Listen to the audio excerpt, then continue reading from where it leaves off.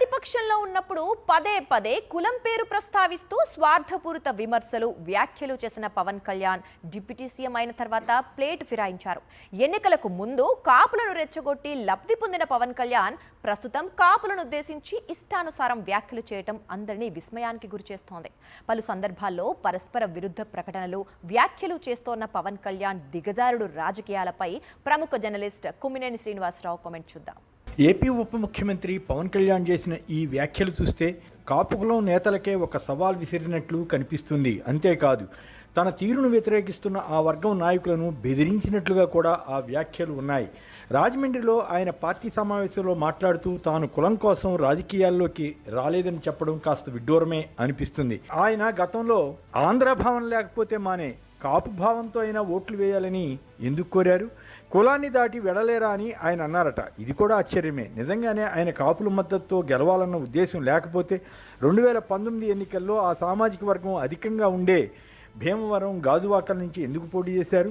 ఆ 2 చోట్ల ఓడిపోయి ఉండవచ్చు. దానికి పలు కారణాలు ఉంటాయి. అది వేరే విషయం. 2024లో ఏరికోరి పిఠాపురం నియోజకవర్గాన్ని ఎందుకు ఎంపిక చేసుకున్నారు? కాపు సామాజిక వర్గం అత్యధికంగా ఉందన్న నమ్మకంతో కాదా? ఈ విషయం ఆయనకే కాదు, జనసేనతో పాటు వివిధ రాజకీయ పక్షాల వారందరికీ తెలీదా? జనసేనలో ఎక్కువ మంది కాపులకే ఎందుకు టిక్కెట్లు ఇచ్చారు? ఏపీ కేబినెట్లో జనసేనకు 3 మంత్రులుంటే పవన్తో పాటు కాపు వర్గానికే చెందిన మరొకరికి ఎందుకు అవకాశం ఇచ్చారు? ఇలాంటి వాటితో సరిపెడితే చాలని ఆయన అనుకున్నారేమో కానీ కాపు సామాజిక వర్గం సంతృప్తి చెందలేదు. ఇప్పుడేమో తను రాజకీయాల్లోకి వచ్చింది కులం కోసం కాదు అని అంటున్నారు.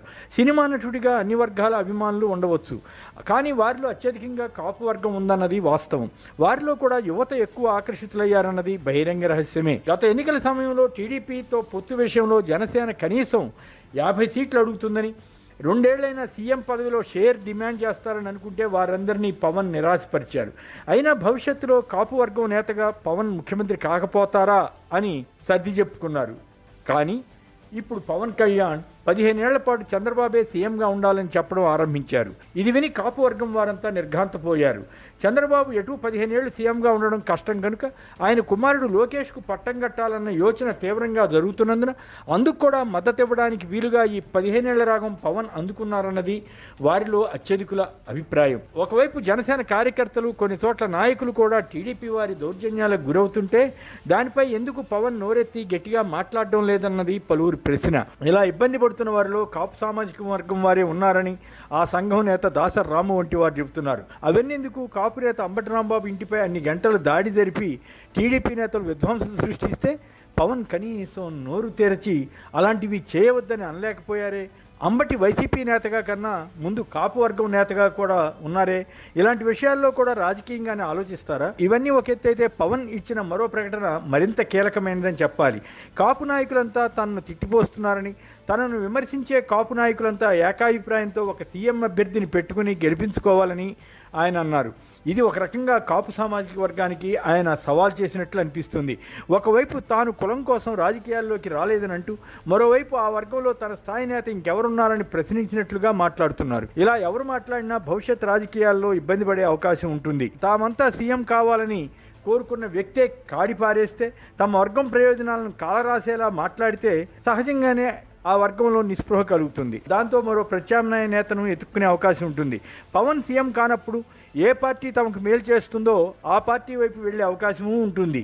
కాపు నేస్తం వంటి స్కీములు అమలు చేయడంతో పాటు అనేక మంది కాపు నేతలకు మంచి గుర్తింపు ఇచ్చిన వైసీపీనే బెటర్ అని వారంతా భావించే అవకాశమూ లేకపోలేదు. ప్రస్తుతం కాపు సామాజిక వర్గంలో అదే పరిస్థితి ఏర్పడుతోందని చెబుతున్నారు. అందువల్లే దాసర్ రాము, ఓవి రమణ వంటి వారు ఆవేదనతో వ్యాఖ్యలు చేస్తున్నారని అంటున్నారు. కాపులు అండలేనిదే ఉప ముఖ్యమంత్రి అయ్యారా అని రాము ప్రశ్నిస్తే, సీఎం పదవి చేపట్టలేని సిగ్గులేని జాతి మాది అని మరో కాపు నేత టీడీడీ మాజీ సభ్యుడు రమణ వ్యాఖ్యానించారు. నిజంగానే కులం వద్దనుకుంటే ఆయన తనకు కాపు జాతి వద్దని ప్రకటించాలని అన్నారు. కాపు కులం లేకపోతే చిరంజీవి, పవన్ కళ్యాణ్ రాజకీయాల్లోకి వచ్చేవారా అని ఆయన ప్రశ్నించారు. కాపు నేతలు మాట్లాడితే వంగవీటి రంగా ప్రస్తావన తీసుకొస్తున్నారని, ఆయన భార్య కమ్మాని, వారి బిడ్డలు 2 కులాలకు చెందినవారవుతారని పవన్ చిత్రమైన వాదన చేశారు. తాను సనాతని అంటూ హడావుడి చేసిన పవన్ వ్యక్తిగత జీవితం మాట ఏమిటని కొందరు విశ్లేషకులు ప్రశ్నించారు. ఇలాంటి అనవసరమైన విషయాలు ఎందుకు ప్రస్తావన తెస్తున్నారో అని ఆశ్చర్యం వ్యక్తం చేస్తున్నారు. రంగా బతికి ఉన్నప్పుడు కాపు నేతలు మాట్లాడలేదని పవన్ అనడం సరికాదు. రంగా కాంగ్రెస్ నేతగా ఉండి కాపులతో పాటు పేద వర్గాలను ఆకట్టుకోవడానికి వివిధ కార్యక్రమాలు నిర్వహించారు. అది ఆయనకు ప్రజాబలం పెంచింది. ఆ క్రమంలో ఆయన ఆయా జిల్లాల్లో టూర్ చేసినప్పుడు కాంగ్రెస్కు చెందిన కాపు నేతలు బాగా ఆకర్షితులయ్యారు. అవన్నెందుకు తాను కూడా వంగవీటి రంగాకు టీ ఇచ్చానని పవన్ ఎందుకు చెప్పుకున్నారు? రంగా హత్యకు గురైనప్పుడు పార్టీలకు అతీతంగా హత్యను ఖండించడమే కాదు, కృష్ణా నది తిన్నెలపై కాపునాడు సభ జరిగితే పార్టీలకు అతీతంగా పెద్ద పెద్ద నేతలు హాజరయ్యారు. ఆ రోజుల్లో టీడీపీ ఎంపీగా ఉన్న నిశంకర్రావు వెంకటరత్నం కాపునాడుకు వెళ్లారు. అప్పట్లో టీడీపీలో మంత్రిగా ఉన్న చేగొండి హరిరామ జోగయ్య తన పదవికి రాజీనామా చేశారు. అంతేకాదు చంద్రబాబుకు తెలిసి రంగా హత్య జరిగిందని ఏకంగా తన పుస్తకంలోనే రాశారు. మరో నేత ముద్రగడ పద్మనాభం కాపులను ఏకతాటిపై తీసుకురావడానికి చేసిన కృషి చిన్నది కాదు. ఆయన్ను చంద్రబాబు ప్రభుత్వం ఏ విధంగా హింసపెట్టింది, ఆయన కుటుంబాన్ని ఏ విధంగా బాధించింది పవన్కు తెలియదా? ఆ రోజుల్లో పవన్ సంఘీభావం చెప్పారో లేదో కానీ దాసనారాయణరావు, చిరంజీవి వంటి ప్రముఖులు మద్దతు ఇచ్చారు. ఆయన్ను పరామర్శించడానికి వెళ్తుంటే రాజమండ్రి ఎయిర్పోర్ట్ వద్ద చంద్రబాబు ప్రభుత్వం నిలువరించిందన్న సంగతి గుర్తులేకపోవచ్చు. చంద్రబాబు ఒకరి నాశనం కోరుకునే వ్యక్తి కాదని పవన్ కళ్యాణ్ చెబుతుంటే కాపులు బిత్తరబోతున్నారు. ఈ 2 ఏళ్లలో చంద్రబాబు పాలనలో ఎంతమంది కాపులతో సహా వివిధ వర్గాల వారు ఎంత నాశనమైంది పవన్కు తెలియకపోవచ్చని ఆ వర్గం నాయకులు వ్యాఖ్యానిస్తున్నారు. ఎందుకంటే ఆయన పదవిలో ఉన్నారు కనుక అంతా బాగానే కనిపిస్తుండవచ్చు. కానీ ఈ మధ్య జనసేన ఎంపీ బాలశౌరి కూటమిపై చేసిన వ్యాఖ్యలే ఈ ప్రభుత్వ పనితీరుకు దర్పణం పడతాయి. చంద్రబాబు పాలనలో కాపు నేతలు నష్టపోయింది లేనిది అర్థమవుతుంది. తాను దేశం, నేల, రాష్ట్రం కోసమే వచ్చా, ఎప్పుడూ కులం గురించి మాట్లాడలేదు, సీఎం అయ్యే తెలివితేటలు లేకపోలేదు, సమాజం మార్పు కోసం వేచి చూశానని పవన్ అనడం అచ్చం సినిమా డైలాగుల మాదిరిగా అనిపించడం లేదు. పార్టీ నడిపే శక్తి లేదని ఆయనే చెబుతారు. తనకు సీఎం అయ్యే తెలివి ఉందని ఆయనే అంటారు. దేన్ని నమ్మాలి? సినిమా గ్లామర్ ద్వారా రాజకీయాల్లోకి వచ్చి కాపుల అండతో పైకి వచ్చి ఇప్పుడు కులాలేమిటంటూ సిద్ధాంతాలు చెప్పడం అమాయకుల సంగతేమో కానీ విషయ పరిజ్ఞానం కలిగిన వారెవరైనా విశ్వసిస్తారా?